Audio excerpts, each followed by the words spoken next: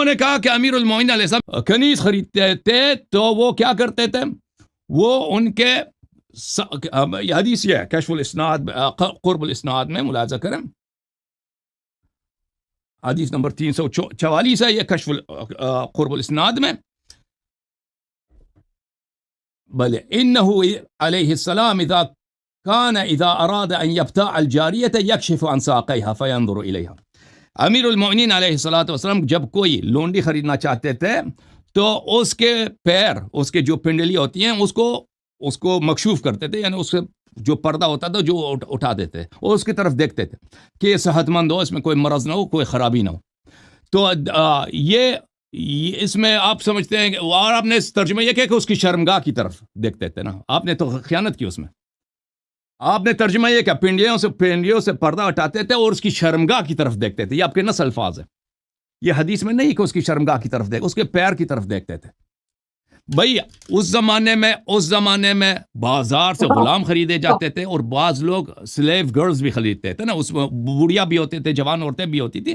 تو یہ شریعت کا حکم ہے کہ اگر آپ اس زمانے میں اگر کوئی چیز مال خریدتے ہیں تو آپ کو حق ہے کہ اس کو چیک کر. یہ حق نہیں ہے کہ بھئی اس کی شرمگاہ کو دیکھو، نہیں، اس کے پیر اور اس کے چہرے کو دیکھ سکتے ہو کہ بھئی یہ صحت مند ہے، یہ کوئی کمزور نہ ہو، یہ میرے ساتھ کوئی فراڈ نہ ہو، اس کا پیر مثلا ایسا نہ ہو کہ یہ کوئی اس میں کوئی ایسی بات ہو کہ گھر میں لاتے ہیں کام نہیں کر سکتی نا. تو یہ سب مسلمانوں کے لیے ایک حکم ہے. لیکن میں آپ کو بتاتا ہوں کہ آپ کے اپنے خلیفے کے ہاں کیا ہوتا تھا. آپ کے خلیفے کے ہاں کیا ہوتا تھا. ابھی دیکھو نا، تم نے بولا نا کہ کنیز کے وہ امیر المومنین علیہ السلام امام تھے، وہ دوسرے مسلمانوں کے لیے حکم بتانا بھی ان کو ضروری تھا کہ تم اگر بازار سے کوئی کنیز خریدتے ہو تو کس حد تک تم چیک کر سکتے ہو، یعنی چہرہ دیکھ سکتے ہو، چہرہ دیکھ سکتے ہو اور پیر دیکھ سکتے ہو، اس سے زیادہ نہیں دیکھ سکتے. یہ بتانا ان کے لیے ضروری ہے، ٹھیک ہے، اور اس میں کوئی حرمت بھی نہیں ہے. اچھا، سب فریقین نے اجماع کیا کہ النظرۃ الاولی لک والنظرۃ الثانیہ علیک. پہلی بات آپ نامحرم کی طرف دیکھتے ہیں تو آپ کے لیے جائز ہے، دوسری طرف دیکھنا حرام ہے. یہ تو فریقین کا یہ حدیث کافی مشہور ہے. لیکن میں آپ کو اپنے خلیفے کی بات بتاتا ہوں، یہ تفسیر یحییٰ ابن سلام ہے. اوے ادھر دیکھو مولوی عبد القیوم صاحب، ادھر دیکھیں نا، ادھر دیکھیں، یہ دیکھیں، یہ تفسیر ہے، جلد نمبر اول ہے، تفسیر سورہ نحل ہے. یہ کتاب چھپی ہے دارالکتب العلمیہ میں سنہ 2004 میں. اب ملاحظہ کریں، یہاں پر روایت یہ ہے، انس بن مالک کہتے ہیں کن جواری عمر یخدمنا،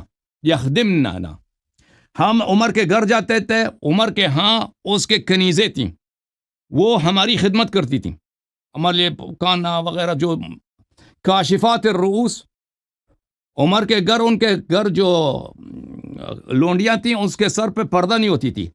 تضطرب ثدیہن بادیۃ خدامہن، ان کے جو چھاتی تھے نا، پستان ان کی جمپنگ کر رہی ہوتی تھی.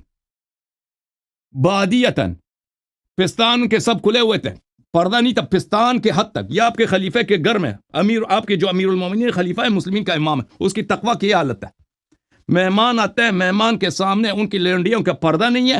پردہ کہاں تک نہیں کہ یہ ان کا پستان ان کا کھلا ہوتا تھا. یہ آپ وہ خلیفہ جس کو آپ اپنا امام مانتے ہو، ٹھیک ہے نا، پیر کی طرف امیر المومنین علیہ السلام نے دیکھا، آپ نے غلط ترجمہ کی. فراڈ کیا کہ اس کی شرمگاہ کی طرف دیکھتے. شرم نہیں آتی تجھے؟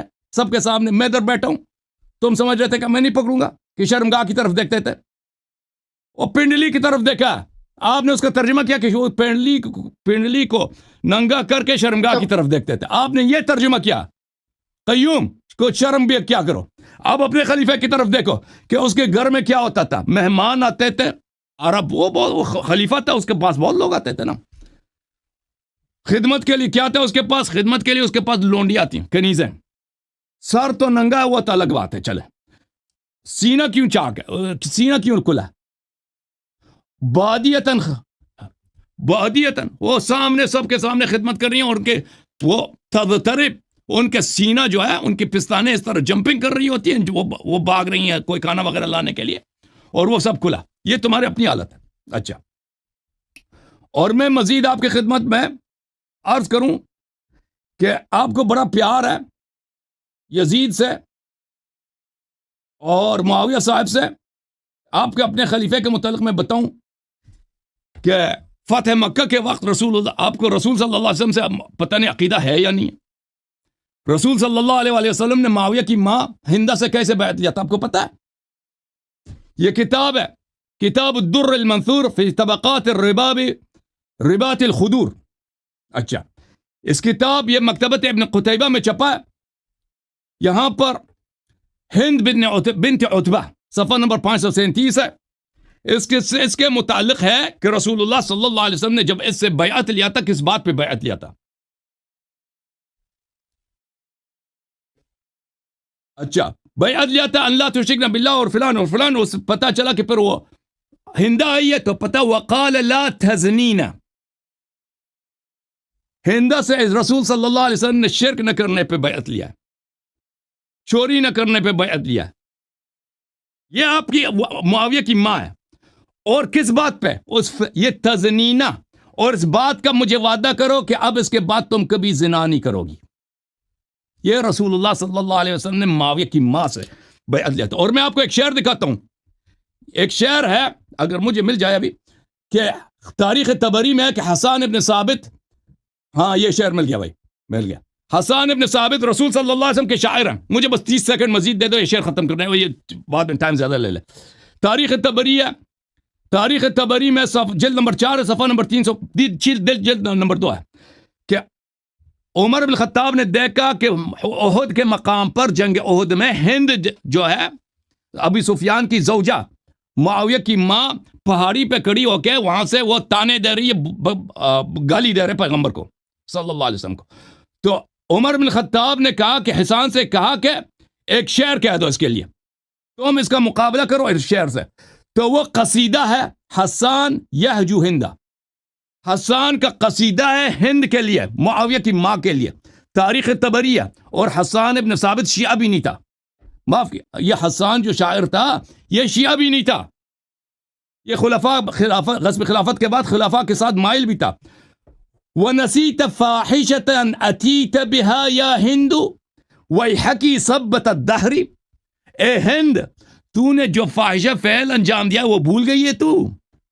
وَيْلَكِ، تجھ پہ لعنت ہو، اے پورے دنیا کا شرم تجھ پر. پھر اس کیا کہتی ہے؟ رغم الولائد انها ولدت ولدا صغیرا کان من احری. احر عربی زبان میں زنا کو بولتے ہیں. شیخ صاحب ادھر دیکھو، معاویہ پہ فخر کرتے ہو، یزید پہ فخر کرتے ہو نا آن لائن. اب یاد رکھ لینا کہ حسان ابن ثابت نے سب رسول صلی اللہ علیہ وسلم کے بارگاہ میں احد کے میدان میں یہ ہند سے کہا کہ سب لوگ جانتے ہیں کہ تو نے ایک بچے کو پیدا کیا تھا، وہ چھوٹا سا بچہ تھا، اس کو تو نے زنا سے پیدا کیا ہے. کان من، یہ صحابی رسول صلی اللہ علیہ وسلم ہے، شاعر نبی صلی اللہ علیہ وسلم ہے. عمر بن خطاب نے فرمائش کی ہے کہ شعر پڑھو. رسول صلی اللہ علیہ وسلم کے سامنے اس نے کہہ دیا کہ ہند جو ہے زانیہ. اور پھر میں نے یہ بھی دکھا دیا کہ رسول صلی اللہ علیہ وسلم نے ہند سے، معاویہ کی ماں سے اسی بات پہ بیعت لیا تھا کہ تو اب کبھی زنا نہیں دے گی. ٹھیک ہے نا؟ ماشاءاللہ سبحان اللہ. اب جواب دینا، اب کبھی شیعوں کے ساتھ مناظرہ کا نام نہیں لگا یہ شخص.